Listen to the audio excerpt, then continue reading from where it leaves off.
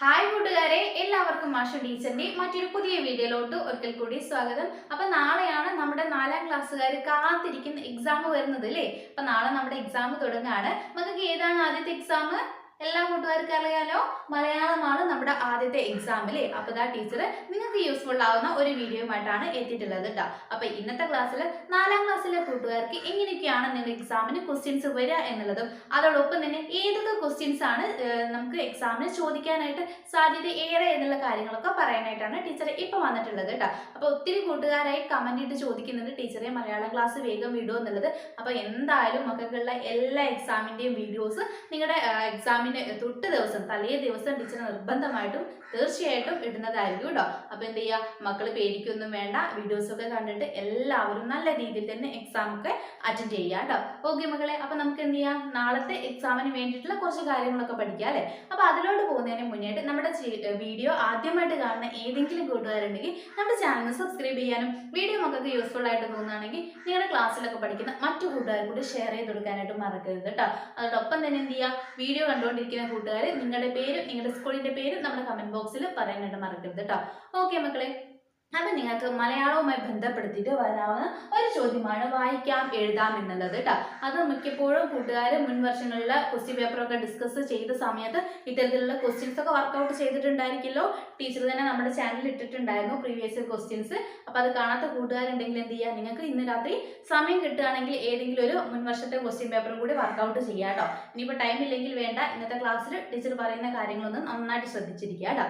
Okay മക്കളെ, അപ്പൊ ഈ വായിക്കാം എഴുതാം എന്ന് പറയുന്ന പ്രവർത്തനം എന്താന്ന് വെച്ചാൽ കൂട്ടുകാർക്ക് എന്ത് ചെയ്യും, നിങ്ങൾക്ക് വായിക്കാനായിട്ട് നിങ്ങളുടെ ക്വസ്റ്റ്യൻ പേപ്പറിൽ ഒരു ചെറിയൊരു പാരഗ്രാഫോ ഒരു സ്റ്റോറിയോ അല്ലെങ്കിൽ എന്തെങ്കിലും ഒരു യാത്രാ വിവരണോ അങ്ങനെ എന്തെങ്കിലും ഒരു കാര്യം നിങ്ങൾക്ക് തരും. എന്നിട്ട് അത് നന്നായിട്ട് വായിക്കാം.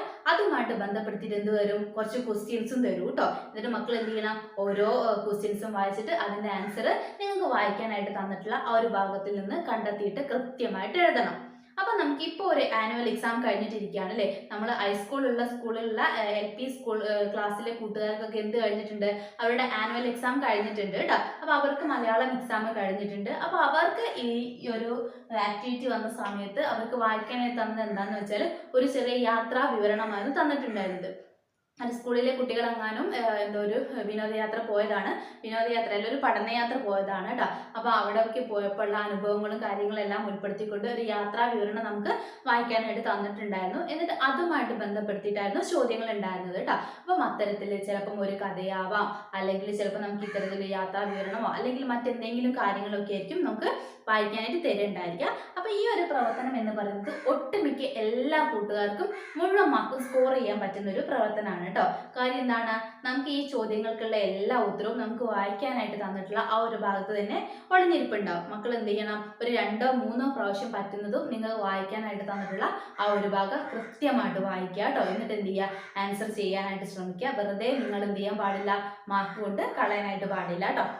ഓക്കെ മക്കളെ, അപ്പൊ അതാണ് നമുക്ക് വായിക്കാം എഴുതാം എന്ന് പറയുന്ന പ്രവർത്തനവുമായിട്ട് ബന്ധപ്പെടുത്തിയിട്ട് വരുന്നത് കേട്ടോ. പിന്നെ ഒരു പ്രാവശ്യം നമുക്ക് പത്രവാർത്തയായിട്ട് തന്നിട്ടുണ്ടായിരുന്നു. അത് കുറച്ച് മുന്നേ ഉള്ള വർഷങ്ങളിൽ നമുക്ക് എന്ത് ചെയ്തു, വായിക്കാനായി തന്നത് ഒരു പത്രവാർത്തയായിരുന്നു കേട്ടോ.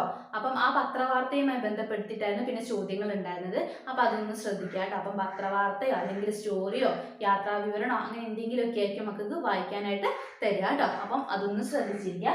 ഓക്കെ മക്കളെ, പിന്നെ മക്കൾക്ക് വരാവുന്ന മറ്റൊരു പ്രവർത്തനമാണ് സംഭാഷണം എഴുതാനായിട്ട്. നമുക്ക് എപ്പോഴും നമ്മുടെ ഒട്ടുമിക്ക എല്ലാ ക്വസ്റ്റ്യൻ പേപ്പറിലും എന്ത് വരാറുണ്ട്, സംഭാഷണം എഴുതാനായിട്ട് വരാറുണ്ട് കേട്ടോ. അപ്പൊ മുന്നേ ഒരു പ്രാവശ്യം നമുക്ക് ചോദിച്ചിട്ടുള്ള ഒരു സംഭാഷണം എന്ന് പറഞ്ഞാൽ നമ്മുടെ കുട്ടന്റെയും അതുപോലെ തന്നെ ലൈലയുടെയും വീട്ടിലൊരു അത്ഭുതമായി വന്നിട്ടില്ലായിരുന്നോ.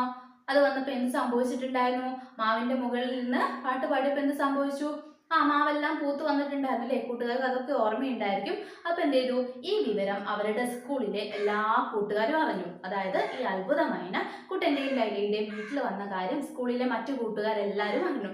അപ്പം പിറ്റേ ദിവസം ഇവർ സ്കൂളിലേക്ക് പോയ സമയത്ത് നമ്മുടെ ലൈലയും കുട്ടനും അതുപോലെ തന്നെ അവരുടെ കൂട്ടുകാരും തമ്മിൽ നടന്നിട്ടുള്ള സംഭാഷണം എഴുതി പൂർത്തീകരിക്കാനായിരുന്നു പറഞ്ഞിട്ടുണ്ടായിരുന്നത് കേട്ടോ. അപ്പൊ മക്കൾ എന്ത് ചെയ്യണം, നിങ്ങൾ എക്സാമിന് പോകുന്നതിന് മുന്നേ ആദ്യം ശ്രദ്ധിക്കേണ്ടത് എല്ലാ ചാപ്റ്ററിനെ കുറിച്ചിട്ടും മക്കൾക്ക് എന്തുണ്ടാവണം, ഒരു അറിവുണ്ടായിരിക്കണം. ഇന്ന ചാപ്റ്ററിൽ എന്താണ് സംഭവിച്ചത്, അല്ലെങ്കിൽ ഇപ്പോൾ ഒരു കവിതയാണെങ്കിൽ ആ കവിതയുടെ ആശയം എന്താണ്, അല്ലെങ്കിൽ ഒരു കഥയാണെങ്കിൽ എന്താണ് അതിൽ പറയുന്നത് എന്നതിനെ കുറിച്ച് മക്കൾക്ക് കൃത്യമായിട്ടുള്ള ധാരണ വേണം കേട്ടോ. ഇനി ഏതെങ്കിലും ചാപ്റ്റർ കൂട്ടുകാർ അറിയാത്തതായിട്ടുണ്ടെങ്കിൽ നിർബന്ധമായിട്ടും ചാപ്റ്റർ വായിച്ചിട്ട് നിങ്ങളുടെ എക്സാമിന് പോവുക കേട്ടോ. അപ്പോൾ ഈ ലൈലയുടെയും കുട്ടൻ്റെയും മൈനയുടെ ഒക്കെ കാര്യം പറഞ്ഞ സമയത്ത് പാഠഭാഗം അറിയാത്ത ഏതെങ്കിലും കൂട്ടുകാരാണെങ്കിൽ എന്ത് ചെയ്യാം, നിങ്ങൾക്ക് അത് എഴുതാനായിട്ട് പറ്റില്ല അല്ലേ. അപ്പൊ എന്ത് ചെയ്യുക, ചാപ്റ്റർ നിർബന്ധമായിട്ടും അറിഞ്ഞിരിക്കുക. അത് ഒരുവിധം എല്ലാ കൂട്ടുകാർക്കും അറിയായിരിക്കുമല്ലോ അല്ലേ.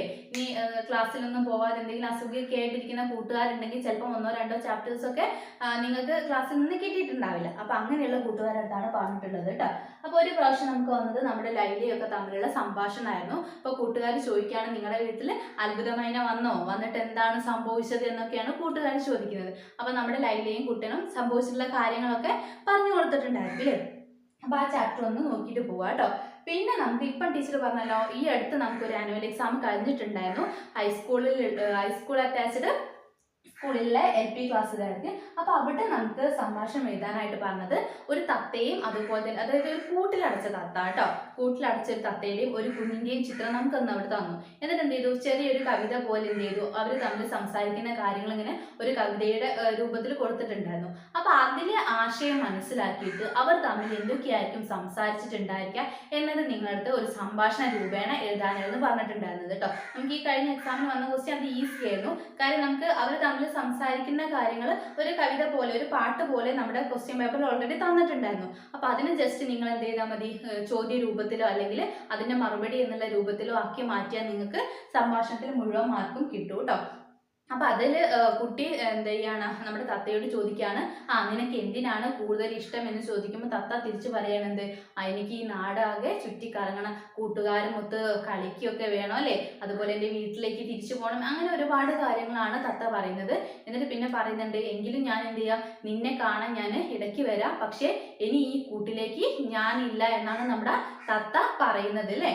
അപ്പം അത് അവർ തമ്മിൽ സംസാരിച്ചിട്ടുള്ള കാര്യങ്ങൾ നമുക്ക് തന്നിട്ടുള്ള അതിന്റെ ആശയം മനസ്സിലാക്കിക്കൊണ്ട് മക്കളടുത്ത് പൂർത്തീകരിച്ച് എഴുതാനാണ് പറഞ്ഞിട്ടുള്ളത് കേട്ടോ. അപ്പം ഇങ്ങനൊരു സന്ദർഭം വരുന്ന സമയത്ത് നമുക്ക് എങ്ങനെ എഴുതാം, അത് നമ്മുടെ കുട്ടി ചോദിക്കില്ലേ, തത്തേ നിനക്ക് എന്താണ് ആഗ്രഹം എന്ന് ചോദിക്കൂലേ. അപ്പൊ തത്ത എന്ത് പറഞ്ഞിട്ടുണ്ടായിരിക്കും, എനിക്ക് ഈ കൂട് വിട്ടിട്ട് എന്ത് ചെയ്യണം, പുറത്തേക്ക് പോകണം അല്ലേ, എൻ്റെ കൂട്ടുകാരുടെ അടുത്തേക്ക് പോകണം എന്ന് ചോദിക്കൂലേ. അപ്പം ചോദിക്കും, നീ എന്തിനാ പോകുന്നത്, നിനക്ക് ഇവിടുന്ന് നിനക്ക് ഇഷ്ടമുള്ള ആഹാരങ്ങൾ പാലും പഴവും എല്ലാം ഞാൻ തരുന്നില്ലേ എന്നൊക്കെ പറയും. പക്ഷെ അപ്പൊ തത്ത എന്ത് പറഞ്ഞിട്ടുണ്ടായിരിക്കും, പാലും പഴവും എല്ലാം തന്നാലും എനിക്ക് എൻ്റെ വീട്ടിലുള്ള എൻ്റെ അച്ഛനെയോ അമ്മയെയോ അല്ലെങ്കിൽ എൻ്റെ കൂട്ടുകാരെയോ കാണാനോ അവരോടൊപ്പം കളിക്കാനോ അല്ലെങ്കിൽ എനിക്ക് ഇഷ്ടമുള്ള രീതിയിൽ ഉയർന്ന് പറന്ന് നടക്കാനോ ഒന്നും എനിക്ക് ഇവിടുന്ന് കഴിയില്ല അല്ലേ. അപ്പൊ എന്ത് ചെയ്യും കുട്ടി പറയാം, അപ്പൊ നീ പോയാൽ എനിക്ക് ഒത്തിരി വിഷമാവും അല്ലേ, നിന്നെ കാണാതെ വിഷമാവും എന്ന് പറയുമ്പോൾ നമ്മുടെ തത്ത എന്ത് പറയാം, നീ വിഷമിക്കേണ്ട കുഞ്ഞെ, ഞാൻ എന്ത് ചെയ്യാം, നിന്നെ കാണാൻ ഇടയ്ക്കിടയ്ക്ക് വരാം, പക്ഷെ ഞാൻ എന്തില്ല, നീ എന്നെ പിടിച്ച് കൂട്ടിലിടരുത് എന്നൊക്കെ പറയാം അല്ലേ. അപ്പൊ കുഞ്ഞെന്ത് ചെയ്യാം, അതിന് സമ്മതം കൊടുത്തിട്ട് തത്തയെ തുറന്നു വിടാം. അപ്പൊ ഇത്തരത്തിലൊക്കെ മക്കൾക്ക് എന്ത് ചെയ്യാവുന്നതാണ്, സംഭാഷണം എഴുതാവുന്നതാണ് കേട്ടോ. അതായത് നമുക്കിപ്പം ചോദിച്ചിട്ടുള്ള ക്വസ്റ്റ്യൻ.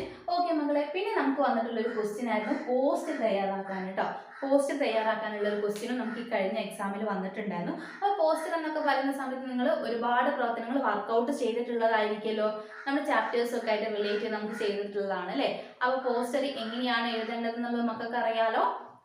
പോസ്റ്റർ എഴുതുന്ന സമയത്ത് നിങ്ങൾ ഒരു കാര്യം കൂടി ശ്രദ്ധിക്കുക, എന്തിനെ കുറിച്ചിട്ടാണോ പോസ്റ്റർ തയ്യാറാക്കാൻ പറഞ്ഞത് അതുമായിട്ട് റിലേറ്റ് ചെയ്യുന്ന ചിത്രങ്ങൾ കഴിവതും മക്കൾ വരയ്ക്കാനായിട്ട് ശ്രമിക്കുക കേട്ടോ. വരയ്ക്കാനും കളർ ചെയ്യാനൊക്കെ ശ്രമിക്കുക. നമുക്ക് ചിത്രങ്ങളൊക്കെ വരച്ച് കൂടുതൽ കാര്യങ്ങൾ എഴുതുമ്പോൾ നമുക്ക് എന്ത് ചെയ്യും, കൂടുതൽ മാർക്ക് കിട്ടാനുള്ള ചാൻസ് കൂടിയുണ്ട്. അപ്പോൾ എന്ത് ചെയ്യാം, എന്തിനെ കുറിച്ചിട്ടാണോ പോസ്റ്റർ എഴുതാൻ പറഞ്ഞത് അതുമായിട്ട് റിലേറ്റ് ചെയ്തിട്ടുള്ള ചിത്രങ്ങൾ കൂടി മാക്സിമം വരയ്ക്കാനായിട്ട് നോക്കുക കേട്ടോ.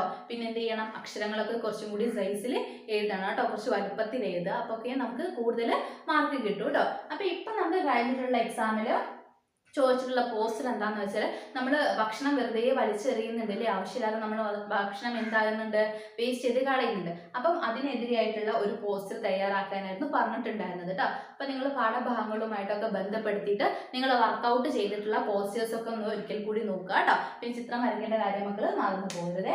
ഓക്കെ മക്കളെ, അങ്ങനെ പോസ്റ്റർ നമുക്ക് ചോദിക്കാൻ സാധ്യതയുള്ള ക്വസ്റ്റ്യൻ ആണ്. പിന്നെ നമുക്ക് വന്നിട്ടുള്ള ഒരു ക്വസ്റ്റ്യൻ എന്ന് പറയുന്നത് ദൃക്സാക്ഷി വിവരണം എഴുതാനാണ് കേട്ടോ. അത് നമുക്ക് ഇപ്പം കഴിഞ്ഞ എക്സാമിന് എങ്ങനെയാണ് ചോദിച്ചതെന്ന് വെച്ചാൽ, നമുക്കറിയാലോ ഇപ്പോൾ ഒരുപാട് ഉത്സവങ്ങളുടെ കാലമാണ് അല്ലേ. എല്ലാവരും ഉത്സവത്തിനൊക്കെ പോകാറുണ്ടല്ലോ, അമ്പലങ്ങളിലൊക്കെ പോകാറുണ്ട് അല്ലേ? അപ്പൊ അവിടെ കണ്ടിട്ടുള്ള നിങ്ങൾ ഈ അടുത്ത് കണ്ടിട്ടുള്ള ഏതെങ്കിലും ഒരു ഉത്സവത്തെ കുറിച്ചിട്ട് ദൃക്സാക്ഷി വിവരണം എഴുതാനായിരുന്നു പറഞ്ഞിട്ടുണ്ടായിരുന്നത് കേട്ടോ. ആ സെയിം സംഭവം അതായത് ഈ ഒരു ഉത്സവ പറമ്പിന്റെ ഒരു ചിത്രം തന്നുകൊണ്ട് നമുക്ക് ഒരു പ്രാവശ്യം വിവരണം എഴുതാനായിട്ട് ചോദിച്ചിട്ടുണ്ടായിരുന്നു കേട്ടോ. വിവരണം എഴുതാനായിട്ട് നമുക്ക് ചോദിച്ചിട്ടുണ്ടായിരുന്നു. അപ്പം എന്ത് ചെയ്യണം മക്കള് ഓർത്തിരിക്കുക, ഒരു ഉത്സവത്തിന് പോകുന്ന സമയത്ത് അവിടെ എന്തെല്ലാം കാഴ്ചകളായിരിക്കും ഉണ്ടായിരിക്കുക.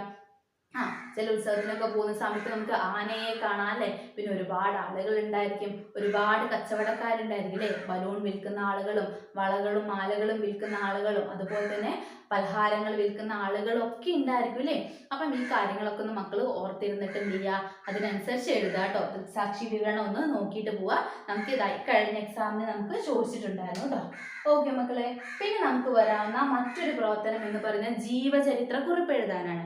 ജീവചരിത്രക്കുറിപ്പ് നമ്മൾ ഒരുപാട് എഴുതിയിട്ടുള്ളതാണല്ലേ, എങ്ങനെയാണ് എഴുതേണ്ടത് എന്നുള്ള കാര്യങ്ങളൊക്കെ അറിയാലോ മക്കൾക്ക്. അപ്പൊ അതെന്തായാലും നോക്കിയിട്ട് പോവാ. നമുക്ക് ഷുവറായിട്ടും ഒരു ജീവചരിത്രക്കുറിപ്പ് എഴുതാനായിട്ടുള്ള ചോദ്യം ഉണ്ടായിരിക്കും കേട്ടോ. അപ്പൊ അതിൽ തരുന്ന വ്യക്തി എന്ന് പറഞ്ഞാൽ നമുക്ക് പരിചയമുള്ള ആൾ തന്നെയായിരിക്കും. നമ്മുടെ പാഠഭാഗങ്ങളുമായിട്ട് ബന്ധപ്പെടുത്തിയിട്ട് ആളുകളൊക്കെ ആയിരിക്കും നമുക്ക് ചോദിക്കേണ്ടതായിരിക്കും കേട്ടോ. അപ്പം ഈ തൊട്ടടുത്ത് കഴിഞ്ഞ എക്സാമിൽ നമുക്ക് തന്നിട്ടുള്ള ആളാരാന്ന് വെച്ചാൽ MT ആയിരുന്നു കേട്ടോ. MT വാസുദേവൻ നായരുടെ ജീവചരിത്രക്കുറിപ്പ് എഴുതാനായിരുന്നു പറഞ്ഞിട്ടുണ്ടായിരുന്നത്. അപ്പം മക്കൾ എന്ത് ചെയ്യണ്ട, മുഴുവൻ കാര്യങ്ങളും നിങ്ങൾ എങ്ങനെ കാണാതെ പിടിച്ച് പോകേണ്ട ആവശ്യമൊന്നുമില്ല. ജീവചരിത്രക്കുറിപ്പ് നമ്മൾക്ക് ചോദിക്കുകയാണെങ്കിൽ നമുക്ക് അത് എഴുതാനായിട്ടുള്ള കുറച്ച് സൂചനകൾ അവിടെ തന്നെ തരും. അതായത് എന്നാണ് അദ്ദേഹം ജനിച്ചത്, അല്ലെങ്കിൽ മരിച്ചിട്ടുണ്ടെങ്കിൽ എന്നാണ് മരിച്ചിട്ടുള്ളത്, അതുപോലെ തന്നെ പ്രധാന കൃതികൾ ഏതാണ്, അല്ലെങ്കിൽ അവർക്ക് കിട്ടിയിട്ടുള്ള അവാർഡുകൾ ഏതാണ്, അച്ഛൻ്റെ പേരെന്താണ്, അമ്മയുടെ പേരെന്താണ്, അവരുടെ വിദ്യാഭ്യാസം എന്താണ്, അങ്ങനത്തെ കാര്യങ്ങളൊക്കെ നമ്മുടെ ക്വസ്റ്റ്യൻ പേപ്പറിൽ തരും. ഇനിയിപ്പോൾ നിങ്ങൾക്ക് കൂടുതലായിട്ട് അദ്ദേഹത്തെ കുറിച്ചൊന്നും അറിയില്ലെങ്കിലും നമ്മുടെ ക്വസ്റ്റ്യൻ പേപ്പറിൽ തന്നിട്ടുള്ള ഈ സൂചനകളൊക്കെ ഉപയോഗിച്ചുകൊണ്ട് അത്യാവശ്യം നല്ല രീതിയിൽ തന്നെ മക്കൾക്ക് എന്ത് ചെയ്യാൻ പറ്റും, ജീവചരിത്രക്കുറിപ്പ് എഴുതാനായിട്ട് പറ്റും കേട്ടോ. അപ്പൊ എന്ത് ചെയ്യുക, ജീവചരിത്രക്കുറിപ്പ് വരുന്ന സമയത്ത് മക്കൾ പേടിക്കൊന്നും വേണ്ട, അത് നമുക്ക് നല്ല രീതിയിൽ എഴുതാനായിട്ട് പറ്റും കേട്ടോ. മുന്നേ ഒരു പ്രാവശ്യം നമ്മുടെ മെസ്സിയെ കുറിച്ചിട്ട് ജീവചരിത്രക്കുറിപ്പ് എഴുതാനായിട്ട് ചോദിച്ചിട്ടുണ്ടായിരുന്നു. അതുപോലെ സുഗതകുമാരി, ഇതൊക്കെ പ്രധാനപ്പെട്ട ആളുകളാണ് കേട്ടോ. അപ്പൊ അത് നിങ്ങൾ പ്രത്യേകിച്ച് എടുത്ത് പഠിക്കേണ്ട കാര്യമില്ല. ടീച്ചർ പറഞ്ഞല്ലോ നിന്റെ ക്വസ്റ്റ്യൻ പേപ്പറിൽ അതിനുള്ള സൂചനകൾ തന്നിട്ടുണ്ടായിരിക്കും. അപ്പൊ അത് വെച്ചിട്ട് മക്കൾ എന്ത് ചെയ്താൽ മതി, എഴുതിയാൽ മാത്രം മതിയാകും കേട്ടോ. ഓക്കെ മക്കളെ, പിന്നെ മക്കൾക്ക് വരാവുന്ന ഒരു ചോദ്യം എന്ന് പറയുന്നത് പാചകക്കുറിപ്പ് തയ്യാറാക്കാനാണ്. നമ്മൾ ഒരുപാട് വിഭവങ്ങളെ കുറിച്ചൊക്കെ നമ്മൾ പരിചയപ്പെട്ടൂലേ. ഒരുപാട് വിഭവങ്ങളൊക്കെ നിങ്ങളുടെ പാഠഭാഗവുമായി ബന്ധപ്പെടുത്തി നിങ്ങളൊക്കെ നിങ്ങളുടെ സ്കൂളിലും അല്ലെങ്കിൽ വീടുകളിലൊക്കെ വെച്ചിട്ട് തയ്യാറാക്കിയിട്ടൊക്കെ ഉണ്ടായിരിക്കല്ലോ. അതുപോലെ നമ്മൾ ക്ലാസ്സിൽ സദ്യയൊക്കെ ഒരുക്കി നമ്മൾ കഴിച്ചിട്ടുണ്ടായിരുന്നു അല്ലേ. അപ്പം എന്ത് ചെയ്യാൻ, ഏതെങ്കിലും ഒരു വിഭവത്തെ കുറിച്ചിട്ടുള്ള പാചകക്കുറിപ്പ് മക്കൾ നിർബന്ധമായിട്ടും പഠിച്ചിട്ട് പോകണം. നമുക്ക് മുൻ വർഷങ്ങളിൽ ചോദിച്ച് കാണുന്ന ഒരു ചോദ്യമാണ് കേട്ടോ പാചകക്കുറിപ്പ് എഴുതാൻ. അപ്പോൾ പാചകക്കുറിപ്പ് എഴുതാന്ന് പറയുമ്പോൾ ആദ്യം നിങ്ങൾ എന്ത് ശ്രദ്ധിക്കണം, ഒരു വിഭവം, ഏതെങ്കിലും ഒരു വിഭവം നിങ്ങൾ എങ്ങനെയാ തയ്യാറാക്കുന്നത് എന്നുള്ള കാര്യം ആദ്യം അമ്മയോടൊക്കെ ചോദിച്ച് മനസ്സിലാക്കി വെക്കുക. എന്നിട്ട് എന്ത് ചെയ്യുക, ആദ്യം നിങ്ങൾക്ക് പറയാം അതിനാവശ്യമായിട്ടുള്ള സാധനങ്ങൾ ലിസ്റ്റ് ചെയ്യാനാണ് പറയാം. ഇപ്പം നിങ്ങൾ ഏതെങ്കിലും ഒരു പുളിശ്ശേരിയോ അല്ലെങ്കിൽ കിച്ചടിയോ പച്ചടിയോ അങ്ങനെ എന്തെങ്കിലും ഒരു സാധനമാണ് ഉണ്ടാക്കുന്നതെന്ന് വെച്ചാൽ അതുണ്ടാക്കാൻ ആവശ്യമായിട്ടുള്ള സാധനങ്ങൾ എന്തൊക്കെയാണെന്നുള്ളത് മക്കളുടെ അടുത്ത് ആദ്യം ലിസ്റ്റ് ചെയ്യാനായിട്ട് പറയും. പിന്നീട് എന്ത് ചെയ്യും, അത് തയ്യാറാക്കുന്ന വിധം എങ്ങനെയാണെന്നുള്ളത് എഴുതാനായിട്ട് പറയും കേട്ടോ. അപ്പം നിങ്ങൾ വലിയ വിഭവമൊന്നും തിരഞ്ഞെടുക്കേണ്ട കാര്യമില്ല. നിങ്ങളെ കൊണ്ട് പറ്റുന്ന രീതിയിൽ ഏറ്റവും ചെറിയ ഏതെങ്കിലും ഒരു വിഭവത്തെ കുറിച്ചിട്ട് ഇത്തരത്തിൽ പാചകക്കുറിപ്പ് എഴുതാനായിട്ട് പഠിച്ചിട്ട് പോവാ കേട്ടോ. അതും നമുക്ക് പ്രതീക്ഷിക്കാവുന്ന ഒരു ചോദ്യമാണ്. ഓക്കെ മക്കളെ, പിന്നെ നമുക്ക് വരാവുന്ന മറ്റൊരു ചോദ്യം എന്ന് പറയുന്നത് ആസ്വാദനക്കുറിപ്പ് തയ്യാറാക്കാനാണ് കേട്ടോ. ആസ്വാദനക്കുറിപ്പ് നമ്മൾ എപ്പോഴും കണ്ടുവരുന്ന ഒരു ചോദ്യമാണ്. ഒരു കവിത തരും, എന്നിട്ട് കവിത വായിച്ചിട്ട് ആ ഒരു കവിതയ്ക്ക് ആസ്വാദനക്കുറിപ്പ് തയ്യാറാക്കാനാണ്. അത് നമുക്ക് എങ്ങനെയാണ് ആസ്വാദനക്കുറിപ്പ് ചോദിക്കാന്ന് വെച്ചാൽ നമുക്കൊരു കവിത തരും. അത് നമ്മുടെ ചാപ്റ്ററിലുള്ള കവിതയല്ല കേട്ടോ തരും, പുറത്തുനിന്നുള്ള കവിതയാണ് തരും. പക്ഷെ ആ കവിതയ്ക്ക് ഒരു പ്രത്യേകതയുണ്ട്. നമ്മുടെ പാഠഭാഗത്തിൽ നമ്മൾ ഒരുപാട് കവിതകൾ പഠിച്ചിട്ടില്ലേ, അപ്പൊ ആ കവിതയുടെ ആശയങ്ങളൊക്കെ ആയിട്ട് മാച്ച് ചെയ്യുന്ന രീതിയിലുള്ള ഒരു കവിതയായിരിക്കും നമ്മുടെ ക്വസ്റ്റ്യൻ പേപ്പറിൽ തരിക കേട്ടോ. അപ്പൊ അതിനുള്ള ആസ്വാദനക്കുറിപ്പാണ് മക്കൾ എഴുതേണ്ടത് കേട്ടോ. അപ്പൊ മുന്നേ ഒരു പ്രാവശ്യം നമ്മുടെ വെണ്ണക്കണ്ണൻ പാഠഭാഗം ഓർമ്മയില്ലേ, അപ്പൊ അതിന്റെ തീം ബേസ് ചെയ്തുകൊണ്ട് തന്നെ നമുക്ക് എന്ത് ചെയ്തിട്ടുണ്ടായിരുന്നു, മറ്റൊരു കവിത തന്നു. അതായത് ഏകദേശം രണ്ടിന്റെയും തീം ഒരുപോലെ തന്നെ. എന്നിട്ട് ആ കവിതയ്ക്ക് ആസ്വാദനക്കുറിപ്പ് തയ്യാറാക്കാനായിരുന്നു പറഞ്ഞിട്ടുണ്ടായിരുന്നത്. അപ്പൊ മക്കൾ ഇവിടെ എന്ത് ശ്രദ്ധിക്കണം, നിങ്ങളുടെ ടെക്സ്റ്റ് ബുക്കിലുള്ള ഒട്ടുമിക്ക എല്ലാ കവിതകളുടെയും ആശയങ്ങൾ മക്കൾ എന്ത് ചെയ്യുക, മനസ്സിലാക്കി വെക്കുക. എന്തിനെ കുറിച്ചിട്ട് അല്ലെങ്കിൽ എന്താണ് ആ കവിതയിൽ പറയുന്നത് എന്നുള്ള കാര്യം മക്കളൊന്ന് മനസ്സിലാക്കി വെക്കുക കേട്ടോ. ഓക്കെ മക്കളെ, പിന്നെ നമുക്ക് വരാവുന്ന ഒരു പ്രവർത്തനം എന്ന് പറയുന്നത് പത്രവാർത്ത തയ്യാറാക്കാനാണ് കേട്ടോ. അത് എല്ലാ കൂട്ടുകാർക്കും അറിയാവുന്ന ഒരു ക്വസ്റ്റ്യൻ ആണ്. വളരെ ഒട്ടും വലിയ പ്രയാസമൊന്നും ഇല്ലാത്ത ഒരു പ്രവർത്തനമാണ് പത്രവാർത്ത തയ്യാറാക്കുക എന്നുള്ളത് അല്ലേ. അപ്പം പത്രവാർത്ത തയ്യാറാക്കുന്ന സമയത്ത് മക്കൾ എന്ത് അറിഞ്ഞിരിക്കണം? ഒരു പത്രവാർത്ത തയ്യാറാക്കുന്ന സമയത്ത് അതിന് നിർബന്ധമായിട്ട് നമ്മൾ എന്ത് കൊടുക്കണം? ഒരു ഹെഡ്ലൈൻ കൊടുക്കണം അല്ലെ, ഒരു ഹെഡ്ലൈൻ കൊടുക്കണം. പിന്നെ എവിടെയാണ് ഈ ഒരു സംഭവം നടക്കുന്നത് എന്നുള്ള കാര്യം നമ്മൾ എന്ത് ചെയ്യണം? കൃത്യമായിട്ട് ആ ഒരു സ്ഥലപ്പേര് നമ്മൾ എന്ത് ചെയ്യണം? പത്രവാർത്തയിൽ കൊടുക്കണം അല്ലെ. അപ്പൊ അതൊന്ന് ശ്രദ്ധിച്ചിരിക്കുക. നമ്മുടെ ഞാവൽക്കാടുമായിട്ട് ബന്ധപ്പെടുത്തിയിട്ടൊക്കെയാണ് നമുക്ക് പത്രവാർത്ത പൊതുവെ കണ്ടുവരാറുള്ളത് കേട്ടോ. ഓക്കെ മക്കളെ, പിന്നെ മക്കൾക്ക് വരാവുന്ന മറ്റൊരു ക്വസ്റ്റ്യൻ എന്ന് പറയുന്നത് നിവേദനം തയ്യാറാക്കുക എന്നുള്ളതാണ് കേട്ടോ. അപ്പൊ അവിടെ നിങ്ങൾ എന്ത് ശ്രദ്ധിക്കണം? നിവേദനം തയ്യാറാക്കുന്ന ഒരു നിവേദനത്തിന്റെ ഫോർമാറ്റ് എങ്ങനെയാണ് എന്നുള്ളത് മനസ്സിലാക്കണം കേട്ടോ. നമുക്ക് ഈ കഴിഞ്ഞ എക്സാമിലും നിവേദനം തയ്യാറാക്കാനായിട്ട് ചോദിച്ചിട്ടുണ്ടായിരുന്നു. അപ്പൊ അവിടെ എന്താണ് സംഭവം എന്ന് വെച്ചാൽ എന്താണ്, നമ്മുടെ പഞ്ചായത്ത് പ്രസിഡന്റിന് സ്കൂളിലെ കുട്ടികൾ എല്ലാവരും ചേർന്നിട്ട് ഒരു നിവേദനം കൊടുക്കുകയാണ്. അതിൽ വിഷയം എന്താന്ന് വെച്ചാൽ അവർക്ക് എല്ലാവർക്കും എന്ത് വേണം? സൈക്കിൾ വേണം എന്ന് പറഞ്ഞുകൊണ്ടാണ് നമ്മുടെ പ്രസിഡന്റിന് അവർ നിവേദനം കൊടുക്കാനായിട്ട് തീരുമാനിക്കുന്നത് കേട്ടോ. അപ്പൊ നിവേദനം എഴുതുന്ന സമയത്ത് കൃത്യമായിട്ട് ആർക്കാണോ നമ്മൾ അത് കൊടുക്കുന്നത് ആ കാര്യം സൂചിപ്പിക്കണം. അതുപോലെ തന്നെ എന്താണ് വിഷയം എന്നുള്ളത് നമ്മൾ എന്തിനെ വ്യക്തമായിട്ട് എഴുതണം അല്ലെ. അപ്പൊ ആ കാര്യങ്ങളൊക്കെ ഒന്ന് മക്കൾ നിവേദനത്തിന്റെ ഫോർമാറ്റ് കൂടി മക്കൾ നോക്കിയിരിക്കുക കേട്ടോ. ഓക്കെ മക്കളെ, അപ്പൊ ഇത്രയും കാര്യങ്ങളാണ് പ്രധാനമായിട്ടും മക്കൾ നിങ്ങളുടെ നാളത്തെ മലയാളം എക്സാമുമായിട്ട് ബന്ധപ്പെടുത്തി പഠിക്കേണ്ടത് കേട്ടോ. പിന്നെ ഇതോടൊപ്പം തന്നെ ടീച്ചർ എന്ത് ചെയ്യാം, നിങ്ങൾക്ക് ഒരു ക്വസ്റ്റ്യൻ പേപ്പറിന്റെ വീഡിയോ കൂടി അടുത്തതായിട്ട് കുറച്ചുകൂടി സമയം കഴിഞ്ഞതിന് ശേഷം നമ്മുടെ ചാനലിലോട്ട് അപ്ലോഡ് ചെയ്ത് തരാം. അപ്പൊ മക്കൾ എന്ത് ചെയ്യുക, അതുകൂടി കൃത്യമായിട്ട് നോക്കിയിട്ട് പോവാ കേട്ടോ. എന്നിട്ട് എല്ലാവരും നല്ല കുട്ടികളായിട്ട് എക്സാം നല്ല രീതിയിൽ തന്നെ എഴുതാൻ എല്ലാവർക്കും മുഴുവൻ മാർക്കും തന്നെ നിങ്ങളുടെ എക്സാമിന് നേടാനായിട്ട് പറ്റൂ കേട്ടോ. ഓക്കെ മക്കളെ, അപ്പൊ ഇന്നത്തെ വീഡിയോ യൂസ്ഫുൾ ആയിട്ടുണ്ടെങ്കിൽ ആ കാര്യം കൂടി നമ്മുടെ കമന്റ് ബോക്സിൽ പറയാം. അപ്പൊ മറ്റൊരു പുതിയ വീഡിയോയുമായിട്ട് നമുക്ക് വീണ്ടും കാണാം.